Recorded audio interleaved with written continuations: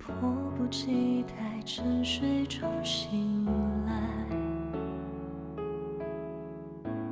故事从这里揭开，感受着呼吸越变越暖，安静到澎湃，奇迹般的力量，想拥抱你的心跳，牵你双手，看世界那么缤纷，等你探索。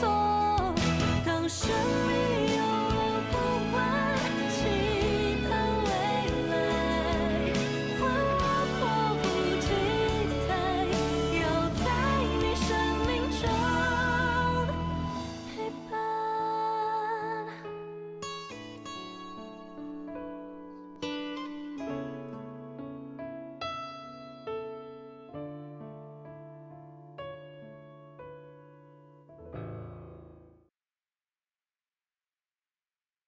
你们俩是一对儿啊？不是，还不是。啊，还不是，就是有可能是，对不对？我会努力的。思深呢？他在学校罚抄作业呢，老师说了，罚完以后给我打电话。他又跟同学闹矛盾了？我上个洗手间，你们慢慢喝。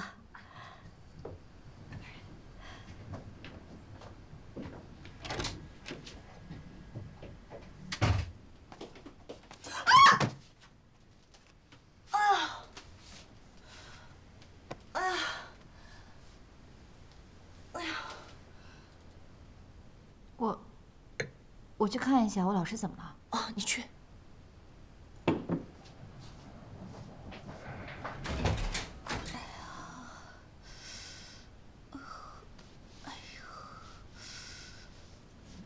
王春，你背上了伤。关门。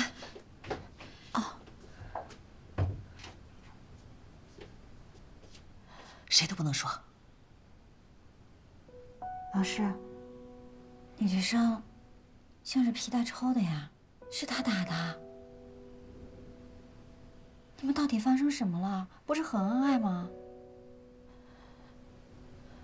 没什么，你误会了。老师，要是真的有什么事儿，你不能忍啊！我说了，你不要误会了。我刚刚进来不小心滑了一下，我现在没事了。我还要上洗手间，你出去吧，出去吧。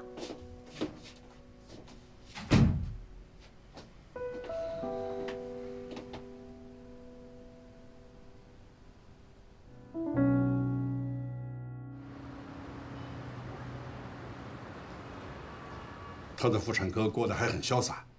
我看他真不像是闹着玩儿，跟他实验室合作的科研项目很快就要落地了，还喜欢上了一个妇产科最优秀的女孩。那是一个什么样的女孩？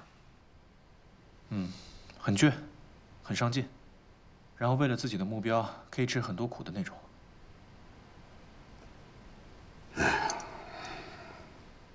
他就连喜欢的女孩，也很像他的妈。哎，对了，过几天就是915了，用不用给您订花啊？哦。哎呀，这日子过得好快啊。小北，那就麻烦你帮我订一束吧。还是落日珊瑚吗？对。谢谢你还记得。我觉得你们父子俩真挺像的，但是有一些误解，还是要早点说清楚啊。您说有什么痛苦还能大过失去的痛苦呢？还有手术，走了。去吧。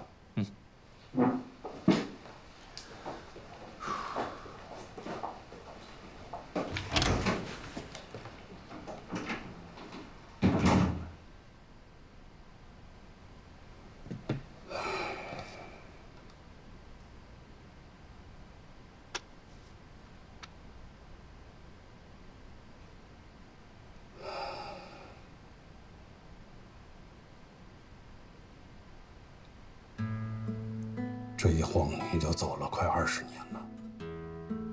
我们的儿子现在跟我是水火不容。我不知道你听了会不会开心呢？他现在留在了你曾经工作过的科室，喜欢上了一个很像你的女孩。我想是时候应该告诉他过去发生的事情了。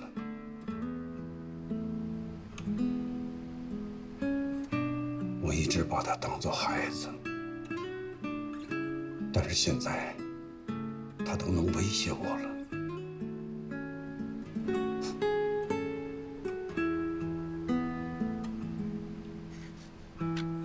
15号，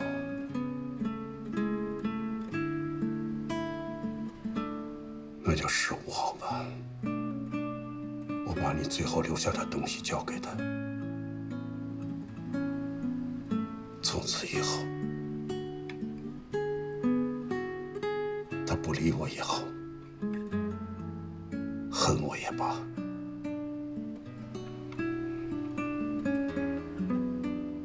听天由命吧。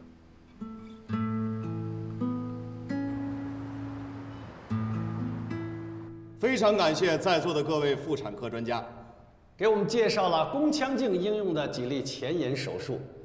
那么今天上午的分享到此结束，请大家移步餐厅共进午餐。下午我们的会议2点准时开始，谢谢大家，散会。再见。哎，谢谢。田主任，田主任，你们院最近好像有点沉默呀。以往你们可都是学术会议的绝对大主角，这次怎么只带了1台手术案例？这可不像你们盛记的风格。哎呀，最近啊，孕产妇比较多，实在忙，没时间整理资料，不像贵院兵强马壮的哈。学术、临床两手抓，两手都硬。哪里，我要是有像您田主任这样的人才，那才勉强算得上兵强马壮。哎，盛记呀，虽然好，可历史包袱太重，压力太大，空间小。田主任最近主管大局，有没有觉得需要换一个比较轻松点的环境？习惯了啊，这有一天身上没点压力啊，都觉得飘渺。田主任还真幽默。哎，听说你们神外科的那个刘正华马上要提升副院长了，这一下你们妇产科的压力可就更大了。这事还没定呢。怎么没定啊？前几天你们院长上这儿开报告会来，哎呀，可没少夸这刘正华，这次8、9不离十。哦，我们这个搞业务的吧，就是一天到晚就是闷头做手术。这事儿还真不太清楚。哎呀，甭管怎么说，我们院的大门永远为田主任开着啊！咱吃饭去。您先去，我到房间里拿点东西，一会儿我再找你。那一会儿见。好，哎。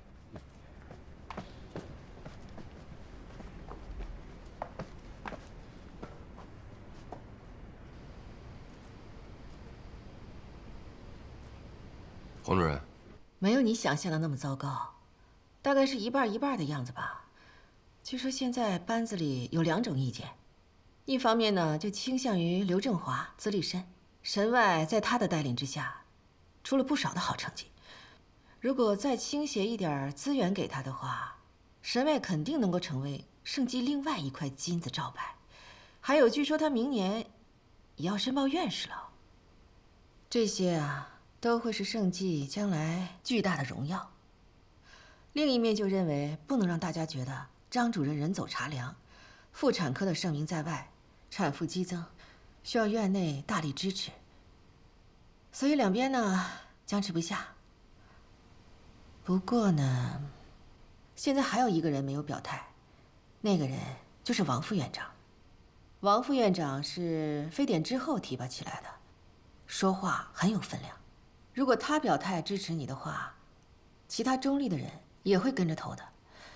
总之，神外和妇产科都缺床位，急诊看着你们都讨厌，现在就看谁能说服王副院长了。这样吧，我请王副院长吃个饭，跟他好好聊聊。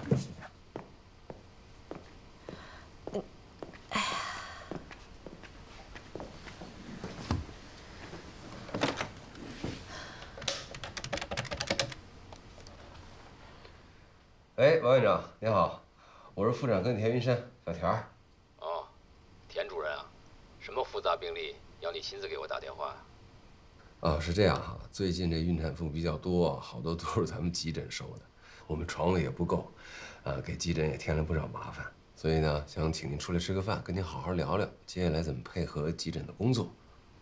太客气了，我这几天都在外地出差开学术会议，没有时间。等我回来再聊啊。好吧，那就等您回来，请您吃个饭，好好聊一聊。好的，再见。好，再见。过2天就投票了，直代会再回来，也没什么用了。要不我再去找找他的大弟子，联络感情。那你受累了，我今天请你吃好。哎，别，你不用对我这么客气。我这么做是为了妇产科，不是为了你。众所周知的事情，也不至于这么说出来呀。你看我这1年，忙前忙后的，头发都白了，压力这么大，就算陪我吃个解压饭行不行？给个面子。行了行了，反正我现在一点都不后悔没有当上这个大主任。这边请。这家餐厅开在医院旁边，我一直没来过，听说很好吃。好吃是好吃啊，有点不太方便，每次来都能看见医院的人，重要的事情不能在这儿谈。科室聚个会啊，还可以。看来是有人在这谈大事儿啊。谁呀？王副院长。他不是说他出差了吗？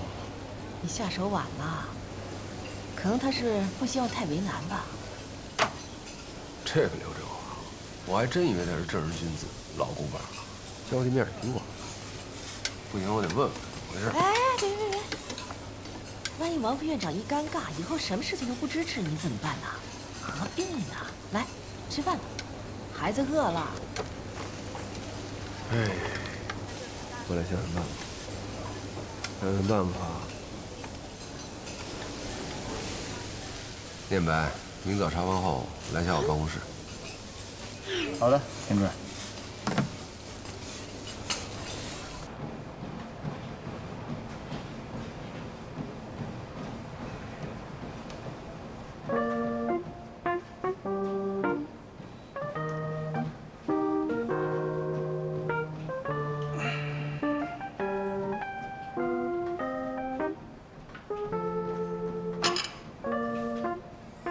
帅吗？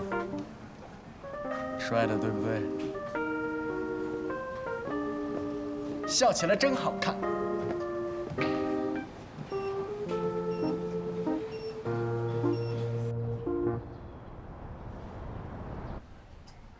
什么病？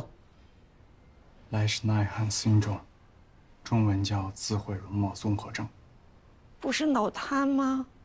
脑瘫是婴儿出生前到出生后1个月内，脑发育早期由于各种原因造成的非进行性脑损伤综合症。但你们的孩子是基因问题。怎么可能？这怎么可能？为了治这个孩子脑瘫，我们几乎倾家荡产了。这次来也是跟亲戚借了好多的钱来生你生，我们就是怕再生一个脑瘫啊。如果可以的话，我建议你们最好全家做一下基因检测。这是一种 X 连锁隐性遗传的先天性嘌呤代谢缺陷病。人体中有一种酶，也就是次黄嘌呤、鸟嘌呤磷酸核糖转移酶。当缺乏这种酶的时候，分解产生的鸟嘌呤和次黄嘌呤不能通过补救合成途径合成核苷酸，就都会代谢成尿酸。当孩子体液内累积了大量的尿酸，会影响他的脑和肾脏，导致神经异常、脑发育不全。外在的表现就是智力低下，有攻击和破坏性行为，会经常咬伤自己的嘴唇、手和脚趾，所以也叫自毁容貌综合症。所谓 X 连锁隐性遗传就是传男不传女。你是说，我们这个小的也有可能？有可能。查，我们马上查。你为什么不告诉他们，得这种病的孩子几乎都活不过20岁？不忍心。我不忍心让他们刚刚拥有希望就破灭，我更不忍心当着一个10岁孩子的面，告诉他，他的人生最多还有10年。那这个病还能治吗？我不明白为什么大家不在怀孕前做检查，怀孕前的基因筛查是最好的办法，就能避免让携带遗传病基因的孩子出生。那已经出生了，我得问问我的导师，看看目前有没有确定的基因治疗方法。如果小的也是，你说这一家人可怎么过呀？让你的导师尽量帮帮他们吧。如果海外有这方面的治疗实验，是不是可以把他们纳入实验治疗的范畴？国内目前基因的治疗不怎么多见。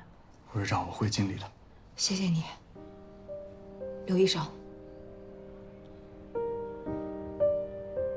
我先去忙了。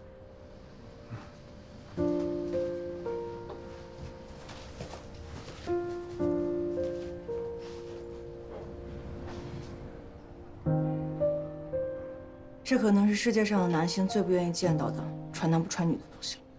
你这个话我可以写到段子里。人类已经发现3000多种遗传病，其中250种都只在男性身上发病。决定性别的一对染色体，男人是 XY 组成的，女人是 XX。当 X 染色体出现问题时，男人一定会得病。那女人还有一条健康的 X。当 Y 染色体出现问题时，男人一定会发病。那女人就没有 Y， 所以男人真可怜，你要对我好一点。基因研究的确是对优质生育有很大的作用，这件事情你要加油，尽快把项目落实下来。不过话说回来，护士长怎么对这家人这么关心啊？这检查结果还没出来，你可不能走。我都没有钱再住下去了。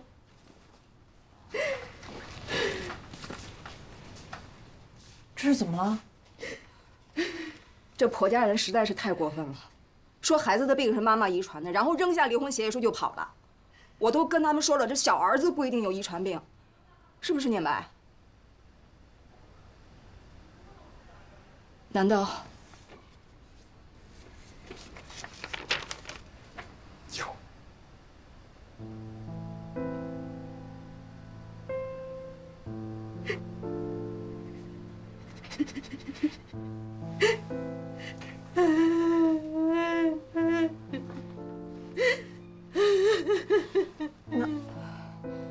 那现在怎么办？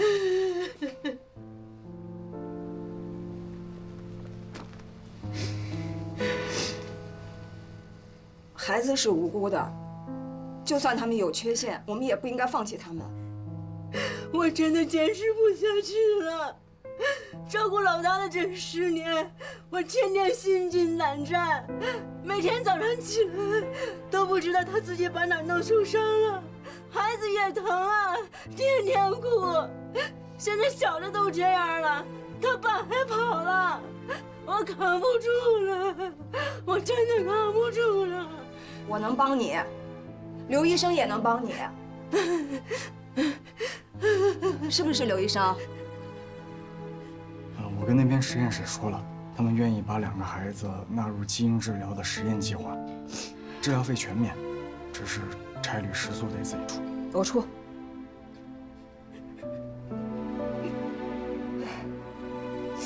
为母则刚，你听过这句话没有？你是做母亲的人，你的心、你的肉体都要像钢铁一样刚硬。你自己软弱了，留下孩子在世间受的那种苦，你都难以想象。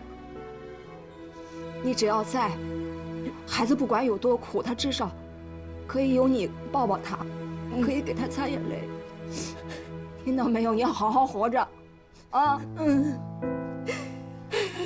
妈妈不哭，哥哥会乖，哥哥有病，哥哥会尽快治好，保护妈妈。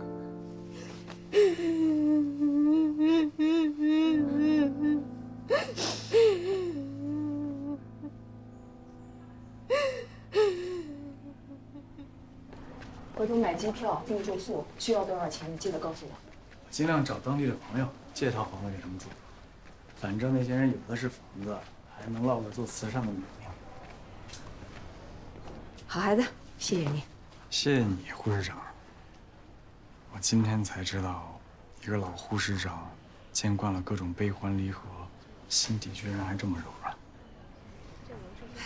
行了，别拍马屁了，赶紧干活去吧。我能帮上什么忙？你好好的就行。什么叫我好好的就行了？哎，你今天在病房还是去田主任那儿？有点半夜回来。今天怎么回事？给我装神智。闪闪，吃饭了没？闪闪吃了，闪闪今天吃好多肉。哎呦，外婆又给你烧肉吃啦？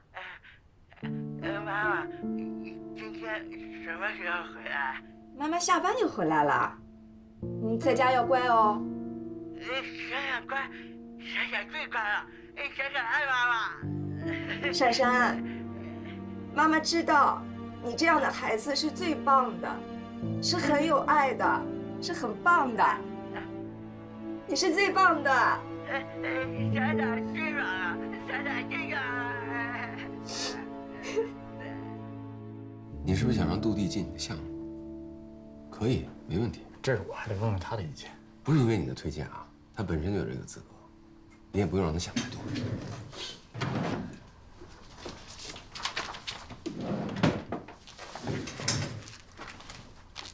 这个呢，是你母亲病历的复印件，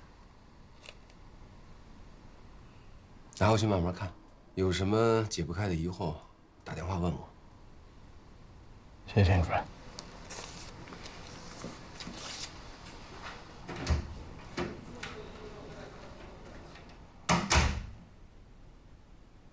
张主任，我实在是没办法了，学生无能啊。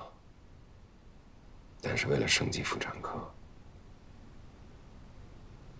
我豁出去了。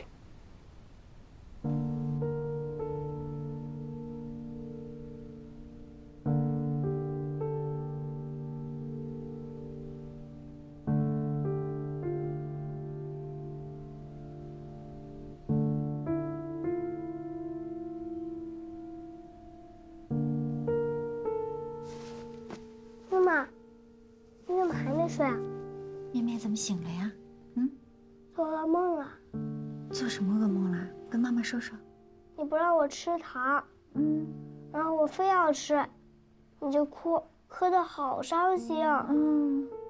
我认错了，你还在哭。妈妈怎么会哭呢？你见过妈妈哭吗？没有，妈妈一直是笑眯眯的。你个小馋猫，我看啊，不是妈妈哭，是你馋得流口水，滴到枕头上了，对不对？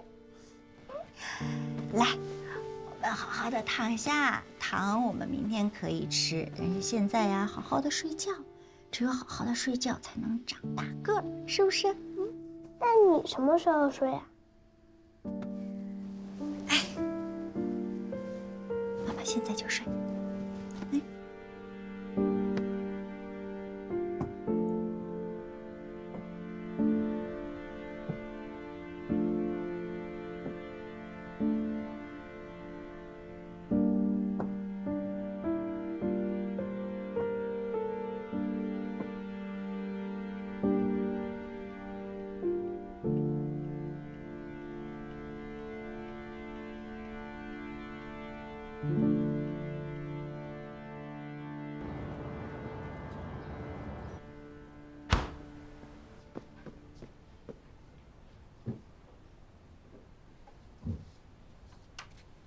杨叔39+6，子宫肌瘤，之前在外院。是啊，之前说没事儿，说那孩子跟肌瘤可以并存的，可是突然之间那个肌瘤就增大了，他呢又吐又发烧，我儿子又不在家，我们俩也不知道该怎么办。我儿子就说赶紧把他送到生计来，还没确定是良性还是恶性。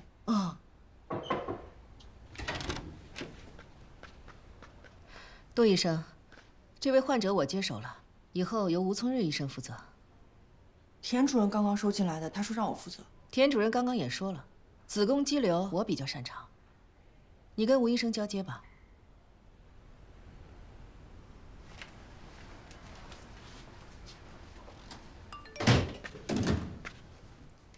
这是我们妇产科的黄韵玲黄主任。黄主任，姐，看到聪瑞进病房了吗？大名了。对，都说您是盛济医院妇产科的活招牌呀，杨叔有您来负责，那我们就放心了。你替聪瑞说说好话。谢谢您对我们的信任。目前看来，这个子宫肌瘤虽然迅速的增大，但是应该还是一个良性的肌瘤。啊，是个良性的，啊，太好了太好了，我们生怕是个恶性的。怀孕合并子宫肌瘤，估计发生率不到5%，但是也不用太担心。这样的病例我们之前也处理过。明天一早我们会联合几科进行会诊，会诊过后马上安排手术的时间，一次性把孩子和瘤子一起取出来。好，谢谢谢谢啊！孩子的父亲不在啊？哦，孩子他爸爸在工地上，最近工期太忙了，他赶不回来。不过没事儿，你有什么事儿你跟我们说就行。好的，那麻烦吴医生安排一下会诊时间。好的，好好休息，有什么紧急的事情可以找吴医生。谢谢，好，谢谢谢谢。哎，不是之前说是田主任负责吗？怎么突然间换成这黄主任了？你可别瞎操心了，我都听说了，这黄主任很厉害的，一般人找他看根本排不上队的。是吗？对，这黄主任和手下的吴医生都特别厉害，而且吴医生心细，对咱们家属特别关心。那杜医生不行，上级医生交代的事情吧，老是跟家属说不明白。看不出来啊，表面上看挺利索的嘛。是吗？哦，谢谢你啊。谢谢。说了啊，夸了。人是抢到了，但是他这个病例很复杂，你要12万分的小心，千万别出什么岔子了。谢谢老师。哎，你终于开窍了，我是既开心又感慨。要是老师有能耐，你就不用这么费劲了。哎呀，我这个孩子真是怀的不是时候，要是没有他，我当上了大主任，你这个住院总就顺理成章了。千万别那么说，孩子不管什么时候来，都是上天给的最好的礼物，什么时候来都是对的。是的，是的，我差点忘了，你是保护孩子、爱孩子的小吴医生，这个态度不错，我收了。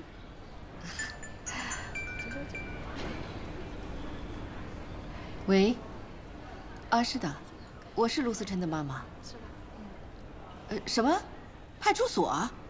哦，我知道了，我马上来。我陪你去吧。哎呀，不用，病人的事情要紧。你今天必须要把杨叔所有的检查都做了，还要安排明天的会诊。我去就回来。你好，王大夫让我拿报告过来找。脐橙的血压，我看看哈，我看一下这个切入。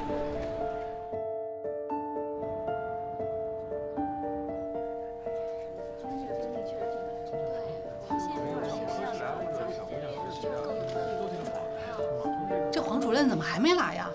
我昨天晚上跟他确认过时间了，我再去催催啊。大肚子的主任不容易，等等吧。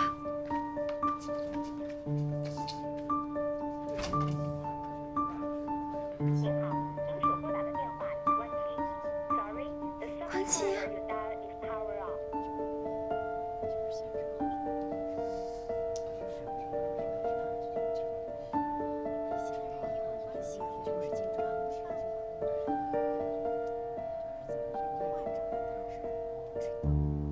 田主任，黄主任找不到了，这一屋子的人等着他来会诊呢。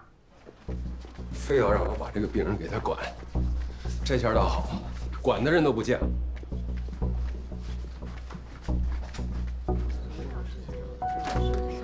哎，不好意思啊，各位，今天这个病例呢，我跟大家一起会诊一下。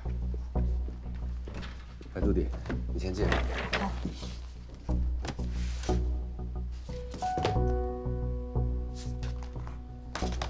患者35岁，初次怀孕，胎儿横位，直径15厘米的巨大子宫肌瘤紧紧地扒在子宫下段，肌瘤下方是全层血窦扩张，血窦下方的胎盘从宫颈内口一直延伸到子宫前壁。胎盘、肌瘤、血窦，3个大出血分娩点，形成了一个包围圈，牢牢地守在了子宫下端。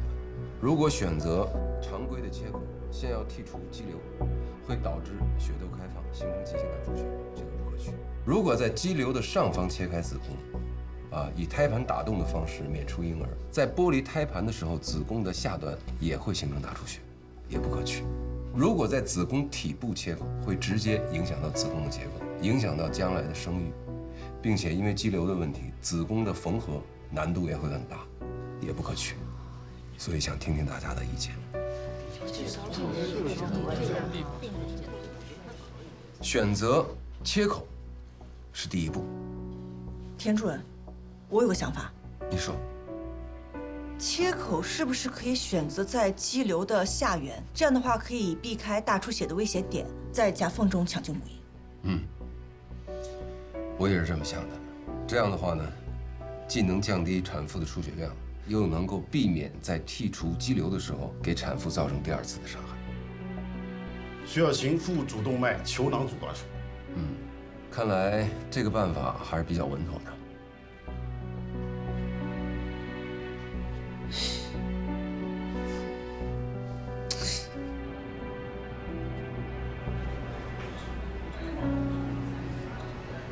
您好，您所拨打的电话已关机。还是关机了。要不去他家里看看？家里电话我也打过了，也还是没人接。我担心他出什么事儿了，因为他从来不会这样。还有一种可能，就是他在派出所遇到了非常棘手的事情，棘手到他家也没回，手机也顾不上充电。我就不应该跟陆地抢患者，每次干这种事儿，准没有好下场。是我鼓励你去抢的。是个好方案，也是个好机会，这些我都承认。但是你知道吗？都弟的想法，我昨天晚上做了一晚上功课，我都没有想出来。我输给他，我输得心甘情愿。你就别自责了，还是继续联系黄主任吧。实在不行，请个假，去他儿子学校旁边管辖的派出所看看。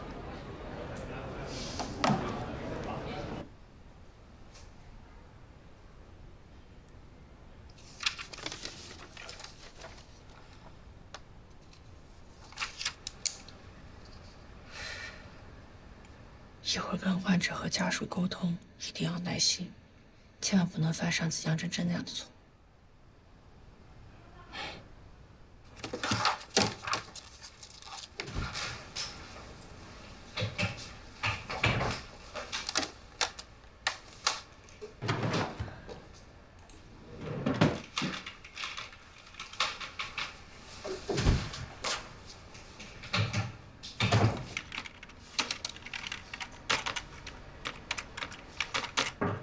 去。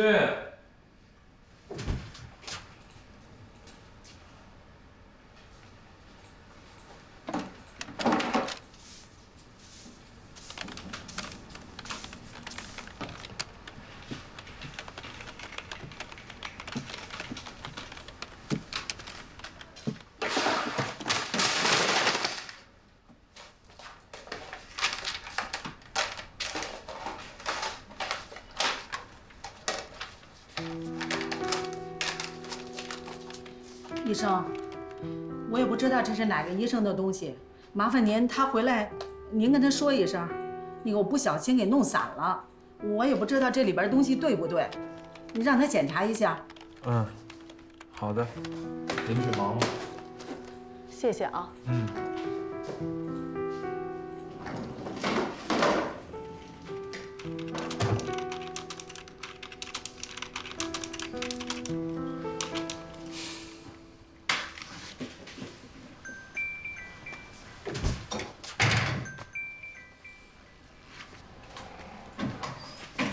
喂，好的，我马上过去啊。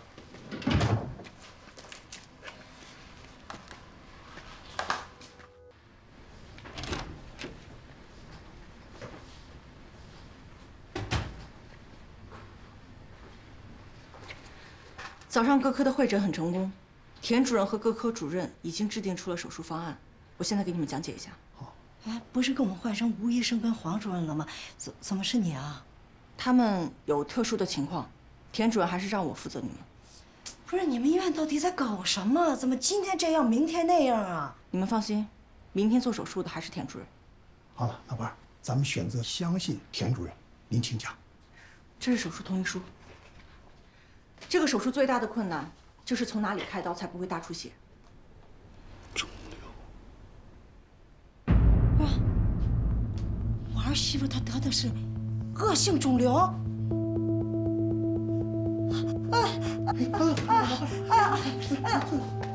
赶快呀，烧金子在这兜里，往后靠点，马上快点来，吃啊！好了，不着急啊。您先别着急，目前肿瘤还不能确定是恶性的。可是那是你们上边写的呀。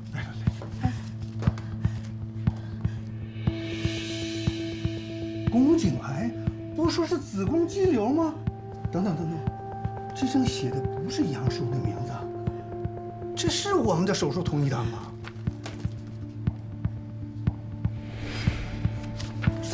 杨叔的。你们连这个都能搞错？你们不是生计吗？生计不是最好的医院吗？你们这样让我们怎么能相信你呢？对不起，我马上拿队伍了。怎么能这样呢？老伴儿，刚才我以为咱儿媳妇真得了癌症了。你说这要是得了癌症，怎么跟儿子交代呀？吓死我了！那个黄主任说不是良性的吗？说这个杜医生不靠谱，他还真不靠谱的。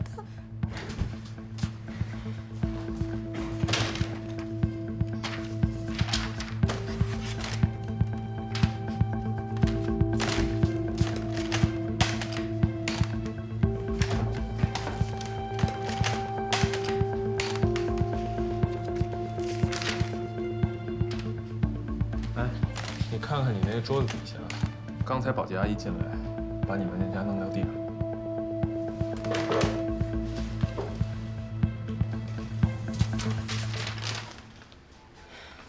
你为什么不早说？你是故意想看我出问题吗？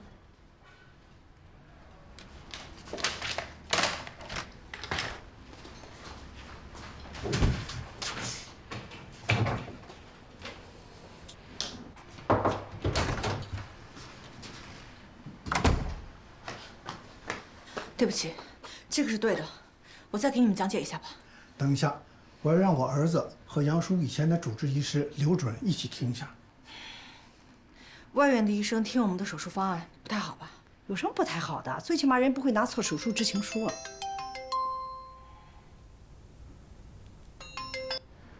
请讲吧。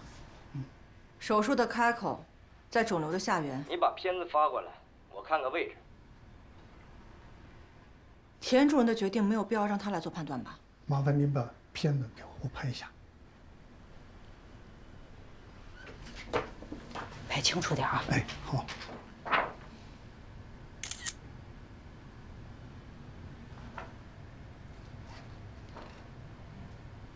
我看不出来有可以下刀的地方。请问您做过几次这种手术？子宫肌瘤的手术肯定是做过的，但是像这种大型的子宫肌瘤合并妊娠的，没有。那你就没有发言权。患者家属再三请我来，说明不信任你，我也要对我以前的患者负责。杜医生，您请继续讲。考虑到手术中可能会大出血，止血的方案你们想好了吗？打算备多少血？用腹主动脉球囊阻断术。腹主动脉球囊也不是万能的，你们大医院就喜欢用这个。它的肌瘤那么大，放置球囊要在 X 线照射下进行，胎儿的风险你们考虑过吗？还有放置球囊的并发症，你们考虑过吗？哎，干嘛呀？你干嘛挂我们电话呀？一个没有能力给患者做手术，只会用质疑来找存在感的医生，我没有必要跟他废话。如果你们怀疑盛基妇产科主任的手术方案，为什么要来盛基？他在线我就不多说了，我没有必要给一个外院医生做汇报。我们不是怀疑盛基，我们是不相信你。制定手术方案的人不是我，做手术的人也不是我。我只是来把田主任制定的手术方案给你们讲解一下，在你们完全清楚之后，请你们签手术同意书。那可不可以让田主任来给我们解释一下呢？对呀，你把田主任找来呀。田主任现在在市里开会，回来之后还有2台手术。如果你们要等他的话，明早就不能做手术，因为在你们没有签署手术同意书的情况下，手术室不能做准备，而各科的人员也不能安排。这样的话，你们的手术就要推迟。而田主任明天原定的计划是要出差，你们是唯一1台手术。如果你们想要推迟或者找别人做，你们可以等田主任来亲自给你们解释。你，爸妈。慢点。我实在是太难受了，再拖下去，我怕孩子会有问题。你们就签了吧。再怎么说，这里是圣迹啊。好吧，杜医生，您继续讲。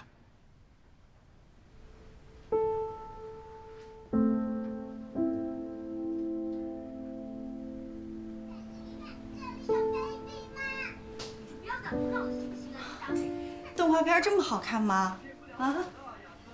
平时啊，让你做5分钟你都坐不住，今天这都坐半个小时了。妹妹，妈妈出去了。妈妈走了。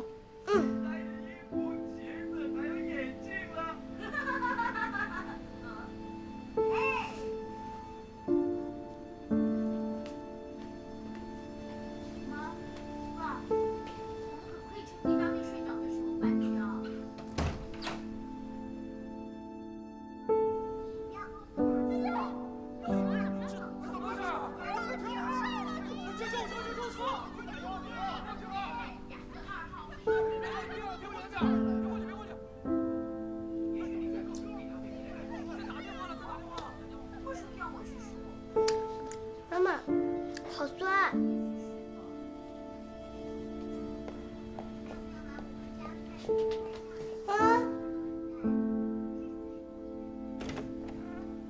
妈妈，你藏哪去了？